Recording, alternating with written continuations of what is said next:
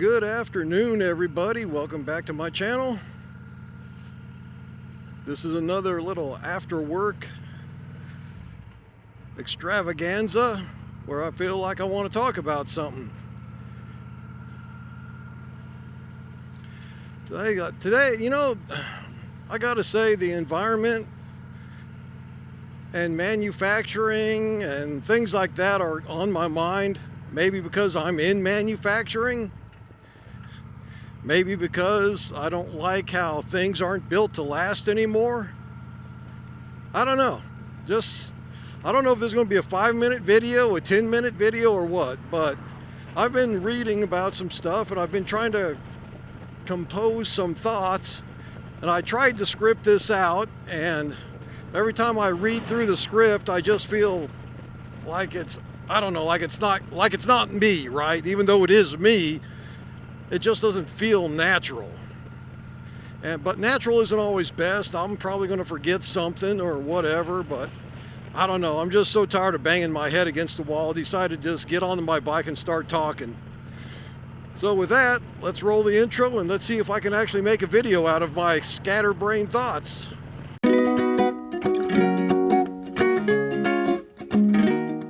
Okay, so here's what I'm thinking.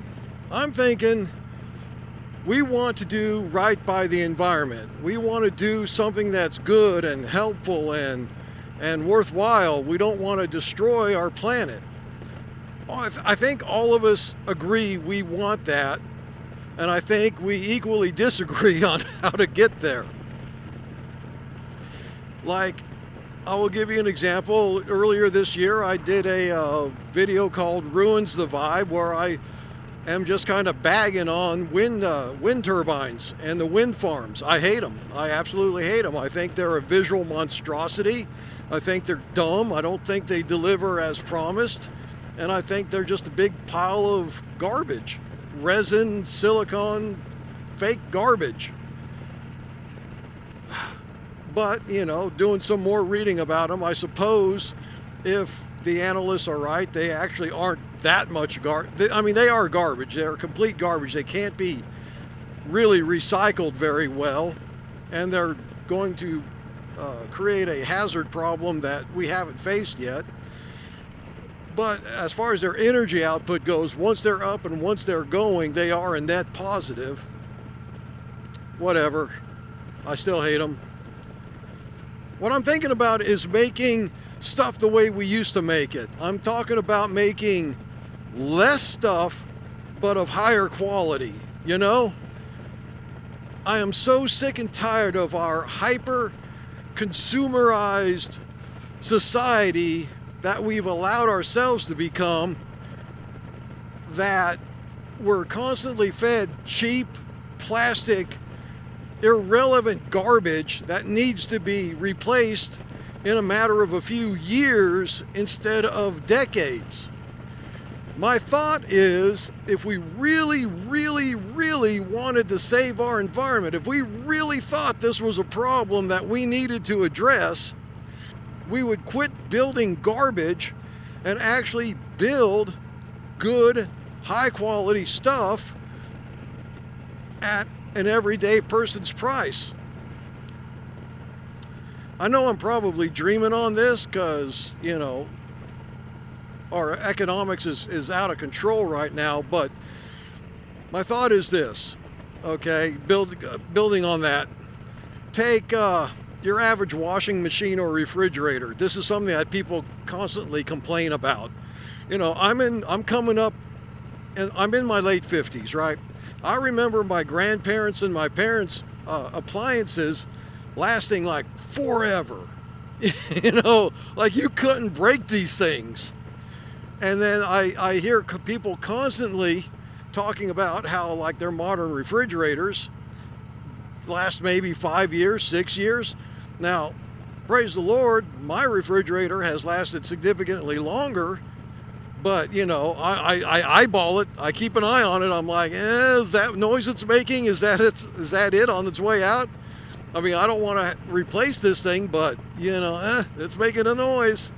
Ends up being nothing, so it's all good, but you know what I'm saying. Or say, You know, like cars. Cars, oh my gosh. Cars are so nasty now. I don't want to buy a new car. I won't buy a new car. Both of my vehicles are 2006 models, and that's even too new for me. Not because I hate the new tech. I think it's useless. I think it's horrible. I mean, you know, they tell us to stay off our phones. I'm looking at my phone right now. They tell us to stay off our phones while we're driving, but yet they put iPad-sized screens inside the car for us to play with and poke with and have fun with while we're driving. I mean, what? What? But that's not even what I'm talking about here. I'm just talking about the quality of the product. You pay, you know, lowball 30s, mid 30s, high, you know, up to, like, if you're talking to like a pickup truck now, $70,000, $80,000, maybe more. And for what? For a vehicle that's going to last you 5 years? Because it's got plastic bits and pieces, it's got engineering changes in it that make it significantly more vulnerable than it ought to be. I mean, you know, I have a friend of mine that's a mechanic, automotive mechanic. Unfortunately, he doesn't do motorcycles. But every time I go in there, he tells me how lucky I am to keep my 2006 Ford pickup, even though the fender wells have got the classic Ford rust happening. Mechanically, he's like, you know, you keep this. You keep it running as long as you can, because everything I see coming in my shop that's new has engine problems, transmission problems, all kinds of problems at under 100,000 miles. And with the way the proprietary repairs, the way they're being kept under lock and key, he can barely get anything fixed. I mean, literally, he can't replace a single component. He has to replace like an entire subcomponent of things, you know, like instead of just replacing one thing, he's got to replace that one thing, but it comes in a group. You got to buy that entire group. And so that makes repairs more expensive. That makes cars less reliable. That means, and what he's telling me is that manufacturers do not plan for you to have your vehicle beyond its warranty stage. So 5 years, 100, 120,000 miles, whatever, they totally expect you to replace that. Well, you know, if you're talking a $40,000, $50,000 vehicle, you've barely got that thing paid off, and you're going to, you know, turn around and make another, you know, start another loan, get another vehicle. That's bonkers. No one should have to do that. So that's why I'm proposing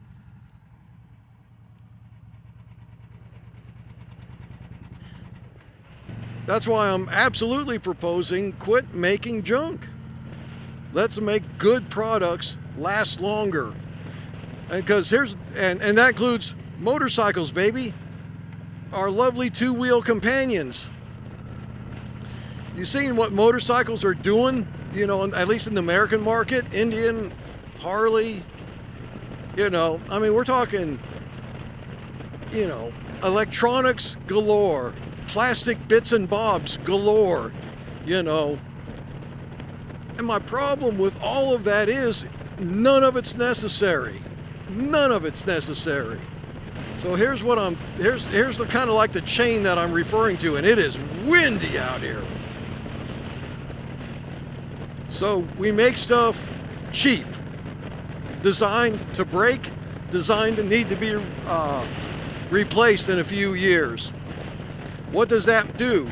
That means we're pulling more stuff out of the ground, especially if we're talking electric vehicles now or electric motorcycles. The batteries all require lithium, rare earth minerals, all kinds of stuff.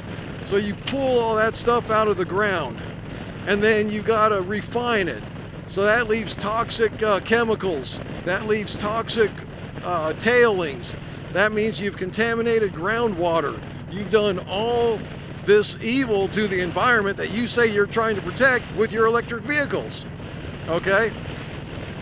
Those batteries, once they're done after 8 to 10 years, they start degrading significantly, and now you've got a graveyard full of batteries that you can't do anything with.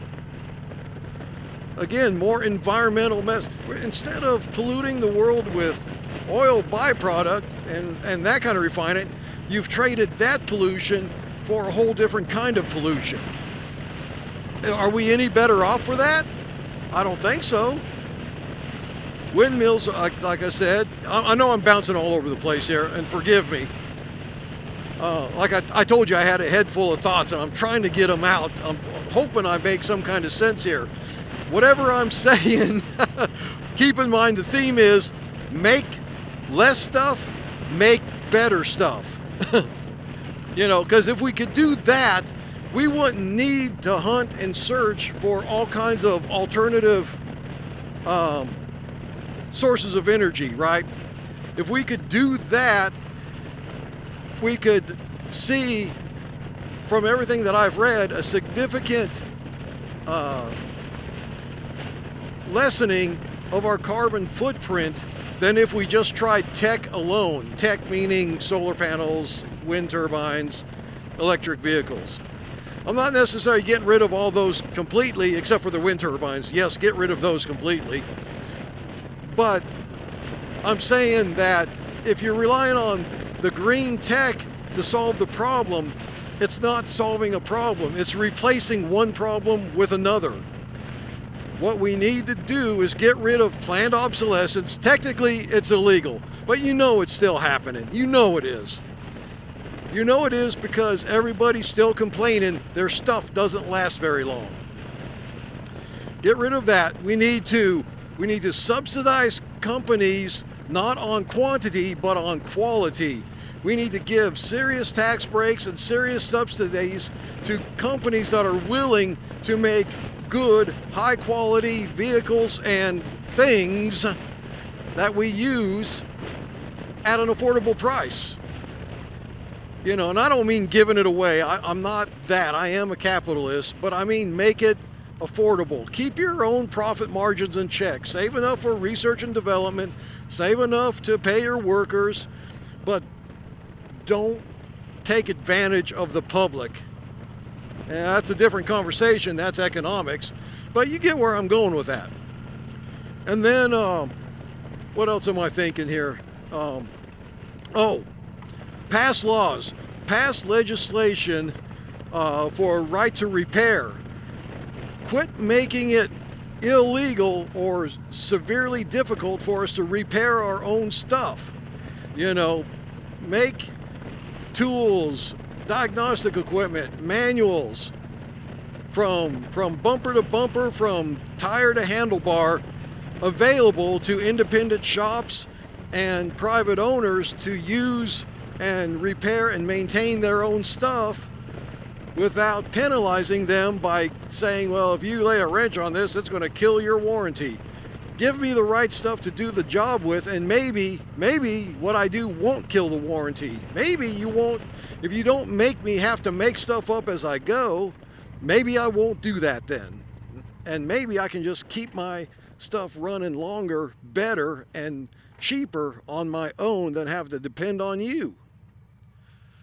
So, I don't know, I mean, there's a lot that could be said about this, and honestly, I don't want to take up any more of your time because I know that everybody's busy and everybody has ideas about environment and what to do about it, and I'm interested in yours. I hope I've planted a seed for conversation, because that's really what I wanted to do here. Just plant that seed. Let's have a conversation amongst ourselves or whatever, and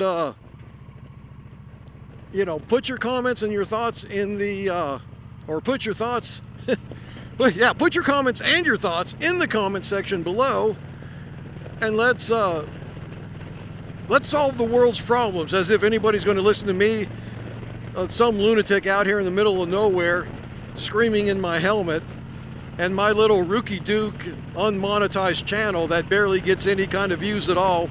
But why not?